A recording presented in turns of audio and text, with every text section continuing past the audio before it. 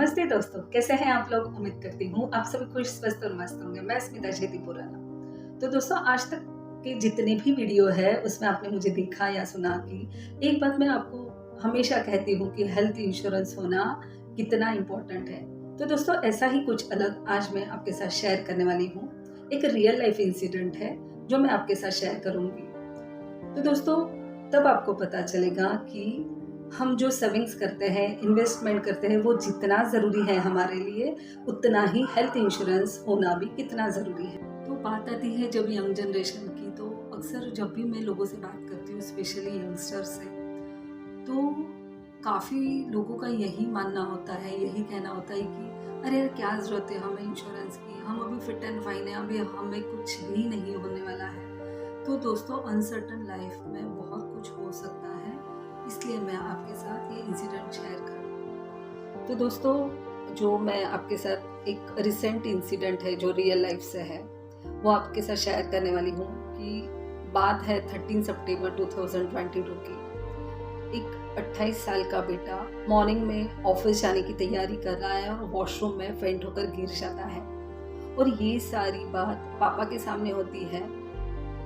तो दोस्तों, आपके मन में सवाल आया होगा ना कि क्या हुआ होगा, क्यों फेंट हो गया, कैसे गिर गया होगा, अचानक से ये सब कुछ कैसे हो गया, दिल की धड़कनें तेज हो गई ना। तो उसी तरह वो बेटे के पापा की दिल की धड़कनें भी तेज हो गई, और उन्होंने अपने बेटे को नज़दीक की जो हॉस्पिटल है वहाँ पे उनको एडमिट किया। वो वहाँ पर एडमिट होने के बाद में उनका प्रॉपर डायग्नोसिस हुआ नहीं, और उसकी वजह से वहाँ के डॉक्टर्स ने उनको बोला कि आप ये पेशेंट को और किसी अच्छे हॉस्पिटल में लेके जाओ, वहाँ पे उनका ट्रीटमेंट कराओ। तो दोस्तों, पूरा दिन वहाँ पे रहने के बाद में उनका उस दिन का, यानी कि एक दिन का खर्चा आया 80,000 रुपीज़। उसके बाद में जब वो दूसरे हॉस्पिटल में गए तो वहाँ पर उनका पहले सोनोग्राफी करवाया गया, उनका चेकअप किया, तो सोनोग्राफी में भी कुछ भी नहीं पता चला। उसके बाद उनका MRI करवाना पड़ा, और MRI में सोचो दोस्तों कि उनको ब्रेन में क्लॉट्स हैं, ऐसा डायग्नोसिस हुआ। फिर डॉक्टर्स ने बताया कि उनका सर्जरी करना पड़ेगा, और ये सर्जरी उनका चला 1.5 घंटे का। लेकिन उससे पहले वहाँ पे उनको ये बताया गया कि जो सर्जरी का कॉस्ट है वो अराउंड 14 लाख लग जाएगा, और उनको पहले 6 लाख का डिपॉजिट भी भरना पड़ा। दोस्तों, 19 तारीख तक का खर्चा अगर आप देखो तो 20 लाख तक उनका अभी तक हो गया है। और ऐसा नहीं है कि उनके पास इंश्योरेंस नहीं था, उनके पास 10 लाख का इंश्योरेंस प्लस 10 लाख का उनका बोनस ऐड होकर ऐसा 20 लाख का उनका टोटल कवर्ड था। और अगर आप देखो तो 20 लाख तक का जो जितना भी खर्चा था वो कंपनी से कवर हो गया, लेकिन आगे भी पता नहीं कितने दिन वो हॉस्पिटल में एडमिट रहेंगे और आगे और कितना खर्चा आएगा।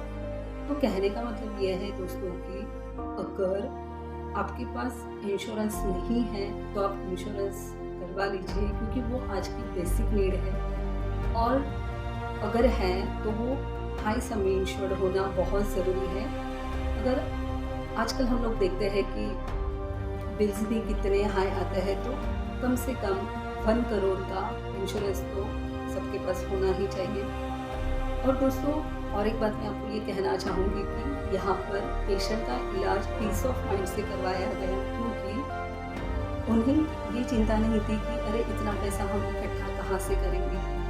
और पीस ऑफ माइंड से वो बेस्ट हॉस्पिटल में बेस्ट डॉक्टर के पास बेस्ट ट्रीटमेंट ले पाए, और अभी भी ले रहे हैं। तो दोस्तों, वो पीस ऑफ माइंड से बेटे का इलाज करवा पाए। सोचो, अगर किसी की लाइफ में ऐसा इंसिडेंट आ जाता है, और वो भी यही सोचेगा ना कि यार कुछ भी हो जाए, हमारा जो अपना है वो जल्द से जल्दी हो जाए, और उनको best doctor, best treatment, best hospital में ही उनका इलाज होना चाहिए, राइट? क्योंकि हम अपने लोगों को खोना नहीं चाहते हैं। अगर सोचो दोस्तों कि उनके पास इंश्योरेंस नहीं होता तो उनको जेब से पैसा भरना पड़ता था, और सेविंग्स और इन्वेस्टमेंट तोड़कर, राइट?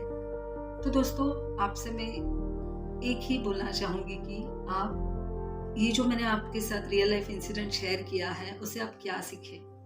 और हाँ दोस्तों, सबसे इम्पोर्टेंट बात की आज की बेसिक नीड है कि हेल्थ इंश्योरेंस बहुत इम्पोर्टेंट है, और वो भी हाई सम इंश्योर्ड होना और भी ज़रूरी है।